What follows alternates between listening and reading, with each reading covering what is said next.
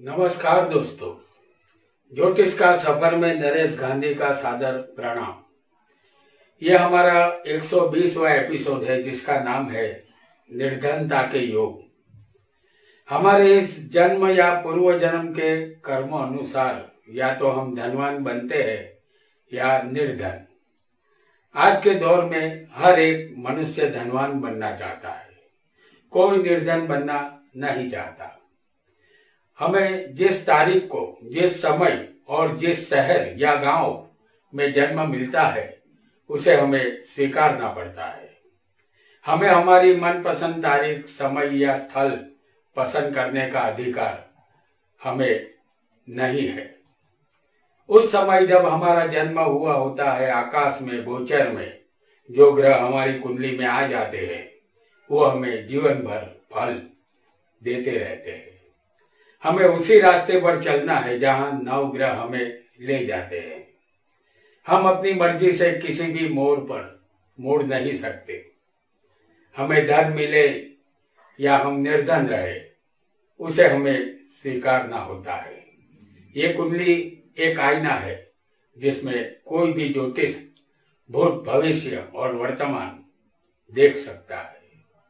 हमने पहले भी आपसे कहा था, ज्योतिष में पारंगत बनना है तो अच्छे बुरे सारे योगों को आत्मसात करना होगा। आज हम जो योग आपको बता रहे हैं वो किसी की भी कुंडली में ज्यादा संख्या में होंगे तो उसे निर्धन बनाएंगे। एक दो योग होंगे तो जातक निर्धन नहीं बनता, पैसों की थोड़ी तकलीफ रहेगी। आइए जानते हैं कि कुंडली में निर्धनता के योग कैसे बनते हैं।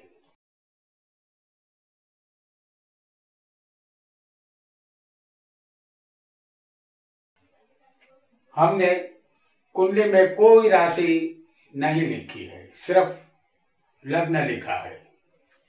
ये योग सभी लग्न की कुंडली पर लागू होंगे।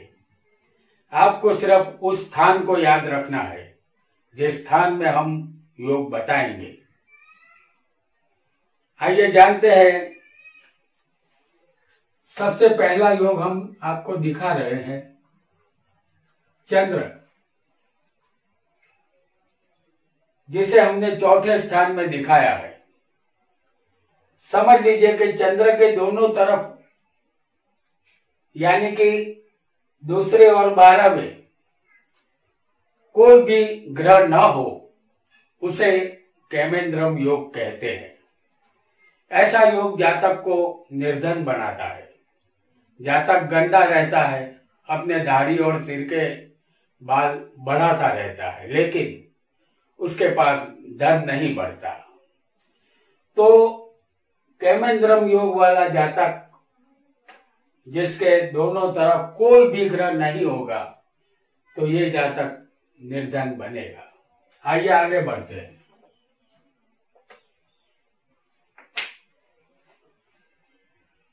धन स्थान में, धन स्थान इसे कहते हैं, लग्न से दूसरा स्थान जो होता है उसे धन स्थान कहते हैं। धन स्थान में भूत हो, जैसे हम आपको यहां दिखा रहे हैं। लग्न कोई भी हो, इस स्थान को याद रखना है। धन स्थान में भूत हो और ये भूत चंद्र की दृष्टि में हो। चंद्र हमने आपको अष्टम स्थान में दिखाया है, तो ये बुध चंद्र की दृष्टि में है। तो ऐसा योग बनने पर भी धन की हानि होगी। धन संबंधित कोई भी कार्य यहां सावधानी से करें। आइए आगे बढ़ते हैं एक नए योग की तरफ।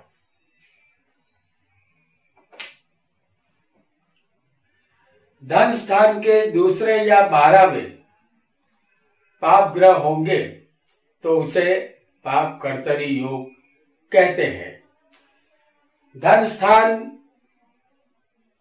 फंसा हुआ माना जाएगा। जैसे हम आपको ये धन स्थान बता रहे हैं तो उसके दूसरे और 12वें पापी ग्रह होने चाहिए। तो यहां हम आपको दिखा रहे हैं शनि को। और दूसरी तरफ दिखा रहे हैं सूर्य को। तो ये धन स्थान दो पापी ग्रहों के बीच में आ गया है, इसे पाप कर्तरी योग कहते हैं।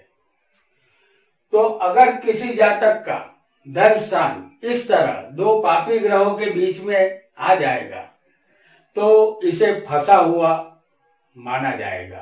तो ये जातक मन लायक धन इकट्ठा नहीं कर पाता, धन की तकलीफ हमेशा उसे रहती है। आइए एक और योग को जानते हैं। धन स्थान में पाप ग्रह, लाभ स्थान में पाप ग्रह और धन के मालिक के साथ पाप ग्रह हो, जैसे हम आपको यहाँ पर मेष लग्न की कुंडली बनाकर दिखा रहे हैं। तो धन स्थान में राशि आएगी वो सब।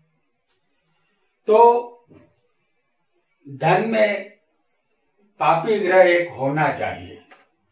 तो हम आपको दिखा रहे हैं शनि को,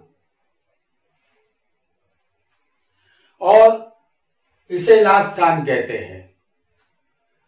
लाभ स्थान में जो राशि आने वाली है वो कुंभ आएगी और यहां होगा राहु।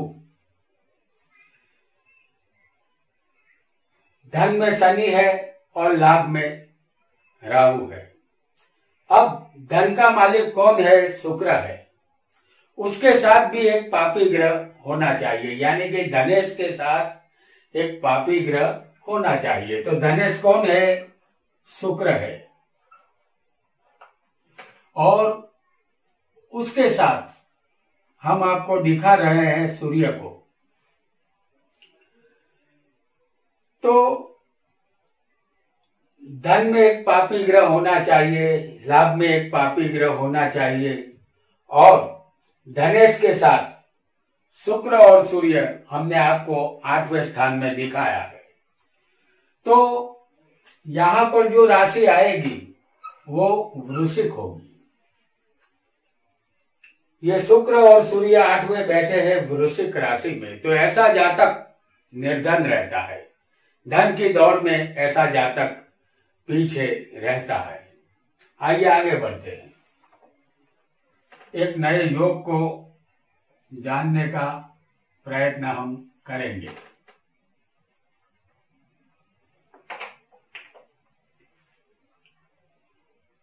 छठे, 8वें, 12वें के मालिक धन स्थान में होंगे तो ये निर्धन बनाने वाला योग है। जैसे हम आपको दिखा रहे हैं मेष लग्न, छठे, 8वें और 12वें के मालिक धन स्थान में होने चाहिए। तो यहाँ पर छठे स्थान में आएगी कन्या राशि, 8वें स्थान में आएगी वृश्चिक और 12वें स्थान में आएगी मीन राशि। 6, 8 और 12वां उसके मालिक, जैसे छठे का मालिक होगा बुध, 8वें का मालिक होगा मंगल और 12वें का मालिक जो बनेगा वो होगा गुरु। तो ये मेष लग्न की कुंडली में 6, 8, 12वें के मालिक बुध, मंगल और गुरु धन स्थान में बैठे हैं। तो किसी को यहां पर सिर्फ छठे का मालिक हो सकता है, किसी को 8वें का मालिक मंगल भी अकेला हो सकता है और किसी को अकेला गुरु भी हो सकता है। फिर भी ऐसा जातक गरीबी का सामना जरूर करेगा, ऐसा हमें मानना चाहिए। आइए आगे बढ़ते हैं, एक नए योग को जानते हैं।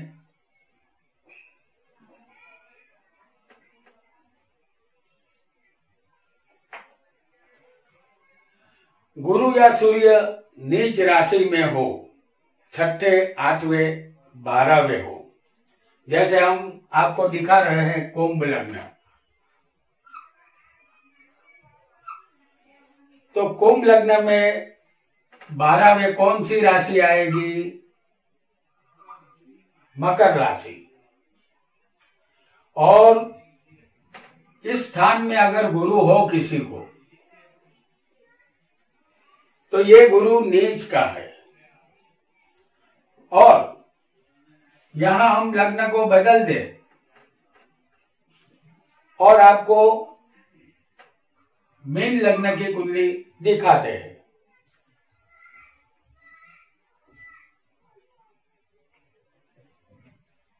मीन लग्न की कुंडली में सूर्य यहां पर 8वें मौजूद होगा और यहां जो राशि आएगी वो तुला होगी। तो ये तुला राशि में सूर्य नीच का है। अगर ऐसा सूर्य होगा तो ऐसा योग भी समझ लीजिए कि हमने जो आपको गुरु को बताया, जो 12वें नीच का था मकर में, अगर सूर्य भी जो नीच का होगा तुला में, उसे 6, 8, 12वें होना चाहिए। तो ये नीच का सूर्य है, तो ऐसा योग जातक को निर्धन बनाता है। तो इन लोगों के पास पैसे की बचत कम होगी। आइए आगे बढ़ते हैं और एक नए योग को जानते हैं। 12वां स्थान का मालिक उच्च का कहीं भी होना चाहिए। जैसे हम आपको दिखा रहे हैं कुंभ लग्न। कुंभ लग्न में इस स्थान में 12वें जो राशि आएगी वो होगी मकर। और यहां पर 9वें स्थान में जो राशि आएगी उसे कहेंगे तुला। तो यहां पर बैठा होगा शनि, क्योंकि शनि तुला में उच्च का होता है। ये 12वें का मालिक है। अगर 12वें का मालिक किसी भी स्थान में उच्च का बैठा होगा तो ऐसा जातक के पास जमा धन कितना भी क्यों न हो, हाथ से निकल जाता है। आइए आगे बढ़ते हैं, एक नए योग को जानते हैं। कोई भी लग्न हो, धन स्थान में शुक्र, शनि और राहु होने चाहिए। जैसे ये धन स्थान है दूसरा, उसमें शुक्र, शनि और राहु। धन स्थान में अगर शुक्र, शनि और राहु हो तो इसे धन हानि का योग कहते हैं, क्योंकि यहां पर ये तीनों एक साथ मौजूद नहीं होने चाहिए। आइए आगे बढ़ते हैं। यहां लग्न कोई भी हो, शुक्र, शनि और राहु एक साथ धन स्थान में होने जरूरी है। आइए आगे बढ़ते हैं। धन स्थान का कारक ग्रह किसी भी स्थान में पाप कर्तरी योग में नहीं होना चाहिए। जैसे हम आपको दिखा दे कि दूसरे स्थान यानी कि धन स्थान का कारक कौन होता है? गुरु है। और ये अदृश्य कारक है।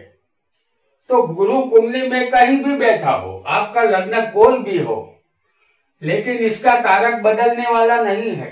दूसरे का कारक गुरु ही रहेगा। और गुरु कहीं भी बैठा हो, जैसे हम यहाँ आपको दिखा रहे हैं, कोई भी लग्न हो, गुरु 10वें बैठा है, समझ लीजिए। आपको गुरु कहीं और भी बैठा हो सकता है, तो उसके दोनों तरफ पाप ग्रह होने चाहिए। अब हम आपको दिखा रहे हैं पाप ग्रह राहु और पाप ग्रह मंगल। तो दूसरे स्थान का अदृश्य कारक जो है वो गुरु है, और गुरु को हमने आपको 10वें स्थान में दिखाया है, उसके दोनों तरफ पापी ग्रह बैठे हैं। इसे पाप कर्तरी योग कहते हैं। यानी कि धन स्थान का कारक दो पापी ग्रहों के बीच में फंस गया है। ऐसा योग अगर जातक की कुंडली में बनता है तो ये योग भी इसे निर्धन बनाएगा। आइए आगे बढ़ते हैं और जानते हैं एक और योग को। लग्नेश, चतुर्थेश और भाग्येश तीनों 8वें होने चाहिए। जैसे हम आपको दिखा रहे हैं, यहां पर मेष लग्न काल पुरुष का लग्न है ये। तो लग्नेश कौन हुआ? मंगल।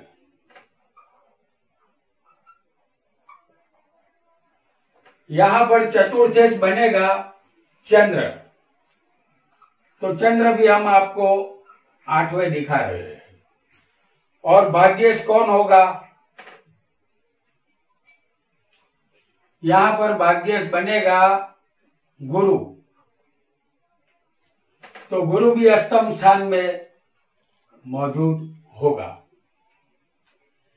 जैसे लग्न हमने आपको मंगल दिखाया है, मंगल का मेष लग्न। आपका लग्न कोई भी हो सकता है, आपको यह स्थान याद रखना है। लग्नेश, चतुर्थेश और भाग्येश ये तीनों 8वें स्थान में होने चाहिए। तो जातक अपनी जिंदगी में धन संबंधित तकलीफों का सामना करता है। तो दोस्तों, आज हमने कुंडली में निर्धन बनाने वाले योगों के विषय में जाना। आज इतना ही। आपका बहुत बहुत धन्यवाद।